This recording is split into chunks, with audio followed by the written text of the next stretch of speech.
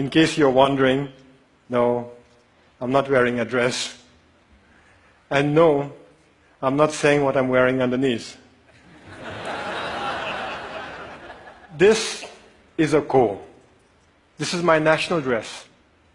This is how all men dress in Bhutan.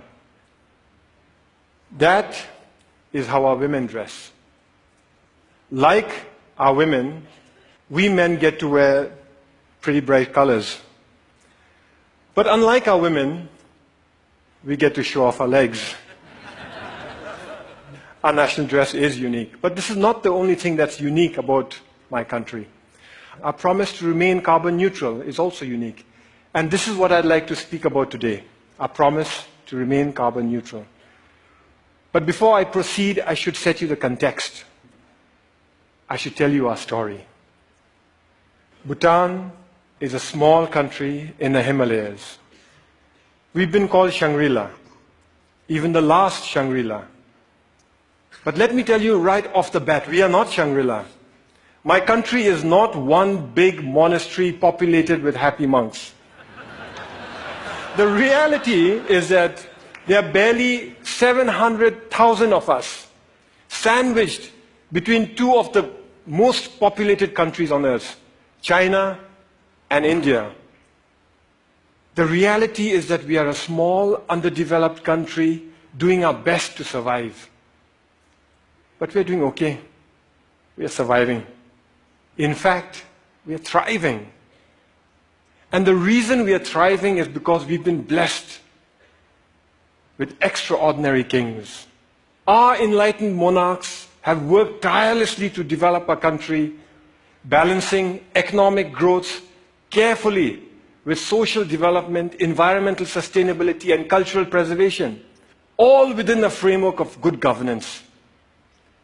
We call this holistic approach to development gross national happiness, or GNH. Back in the 1970s, our fourth king famously pronounced that for Bhutan, gross national happiness is more important than gross national product.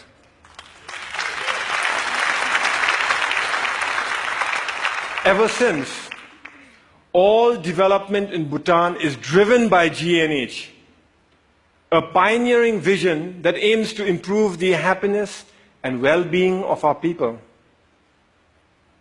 But that's easier said than done, especially when you're one of the smallest economies in the world. Our entire GDP is less than $2 billion. I know that some of you here are worth more, individually, than the entire economy of my country. So our economy is small.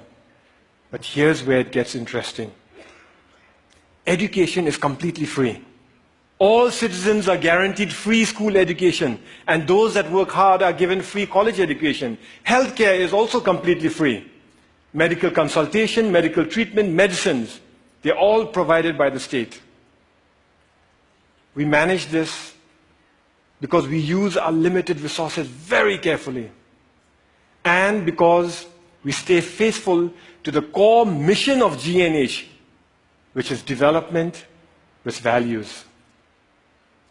Our economy is small, and we must strengthen it. Economic growth is important. But that economic growth must not come from undermining our unique culture or our pristine environment. Today, our culture is flourishing. We continue to celebrate our art and architecture, food and festivals, monks and monasteries. And yes, we celebrate our national dress too. This is why I can wear my ko with pride. Here's a fun fact. You're looking at the world's biggest pocket. It starts here, goes round the back, and comes out from inside here. In this pocket, we store all manner of personal goods, from phones and wallets to iPads, office files, and books.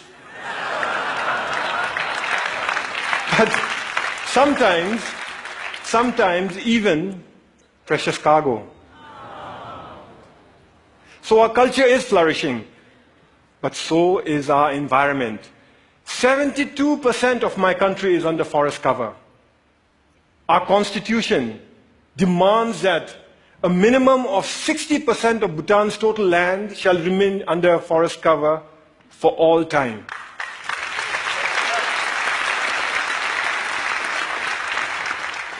Our constitution, this constitution, imposes forest cover on us.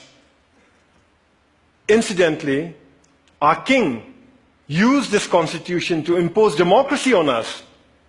You see, we, the people, didn't want democracy. We didn't ask for it. We didn't demand it. And we certainly didn't fight for it. Instead, our king imposed democracy on us by insisting that he include it in the constitution. But he went further. He included provisions in the constitution that empower the people to impeach their kings, and included provisions in here that require all our kings to retire at the age of 65. Fact is, we already have a king in retirement. Our previous king, the Great Fourth, retired 10 years ago at the peak of his popularity. He was all of 51 years at that time. So as I was saying, 72% of our country is under forest cover. And all that forest is pristine. That's why we are one of the few remaining global biodiversity hotspots in the world. And that's why we are a carbon neutral country. In a world that is threatened with climate change, we are a carbon neutral country. Turns out it's a big deal. Of the 200 odd countries in the world today, it looks like we are the only one that's carbon neutral. Actually, that's not quite accurate. Bhutan is not carbon neutral. Bhutan is carbon negative. Our entire country generates 2.2 million tons of carbon dioxide. But our forests, they sequester more than 3 times that amount. So we are a net carbon sink for more than 4 million tons of carbon dioxide each year. But that's not all. We export most of the renewable electricity we generate from our fast-flowing rivers. So today, the clean energy that we export offsets about 6 million tons of carbon dioxide in our neighborhood. By 2020, we'll be exporting enough electricity to offset 17 million tons of carbon dioxide. And if we were to harness even half our hydropower potential, and that's exactly what we're working at, the clean, green energy that we export would offset something like 50 million tons of carbon dioxide a year. That is more CO2 than what the entire city of New York generates in 1 year. So inside our country, we are a net carbon sink. Outside, we are offsetting carbon. And this is important stuff. You see, the world is getting warmer. And climate change is a reality. Climate change is affecting my country. Our glaciers are melting, causing flash floods and landslides, which in turn are causing disaster and widespread destruction in our country. I was at that lake recently. It's stunning. That's how it looked 10 years ago. And that's how it looked 20 years ago. Just 20 years ago, that lake didn't exist. It was a solid glacier. A few years ago, a similar lake breached its dams and wreaked havoc in the valleys below. That destruction was caused by one glacial lake. We have 2,700 of them to contend with. The point is this: my country and my people have done nothing to contribute to global warming. But we are already bearing the brunt of its consequences. And for a small, poor country, one that is landlocked and mountainous, it is very difficult. But we are not going to sit on our hands doing nothing. We will fight climate change. That's why we have promised to remain carbon neutral. We first made this promise in 2009 during COP15 in Copenhagen. But nobody noticed. Governments were so busy arguing with one another and blaming each other for causing climate change that when a small country raised our hands and announced, we promise to remain carbon neutral for all time, nobody heard us. Nobody cared. Last December in Paris, at COP21, we reiterated our promise to remain carbon neutral for all time to come. This time we were heard. We were noticed and everybody cared. What was different in Paris was that governments came around together to accept the realities of climate change and were willing to come together and act together and work together. All countries, from the very small to the very large, committed to reduce the greenhouse gases emissions. The UN Framework Convention for Climate Change says that if these so-called intended commitments are kept, we'd be closer to containing global warming by 2 degrees Celsius.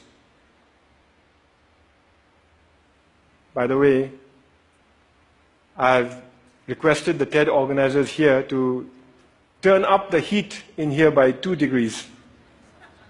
So if some of you are feeling warmer than usual, you know who to blame. It's crucial that all of us keep our commitments. As far as Bhutan is concerned, we will keep our promise to remain carbon neutral. Here are some of the ways we are doing it. We are providing free electricity to our rural farmers. The idea is that with free electricity, they will no longer have to use firewood to cook their food. We are investing in sustainable transport and subsidizing the purchase of electric vehicles. Similarly, we are subsidizing the cost of LED lights, and our entire government is trying to go paperless. We are cleaning up our entire country through Clean Bhutan, a national program, and we are planting trees throughout our country through Green Bhutan, another national program. But it is our protected areas that are at the core of our carbon neutral strategy. Our protected areas are our carbon sink. They are our lungs. Today, more than half our country is protected as national parks, nature reserves, and wildlife sanctuaries. But the beauty is that we've connected them all with one another through a network of biological corridors. Now, what this means is that our animals are free to roam throughout our country. Take this tiger, for example. It was spotted at 250 meters above sea level in the hot subtropical jungles. 2 years later, that same tiger was spotted near 4,000 meters in our cold alpine mountains. Isn't that awesome?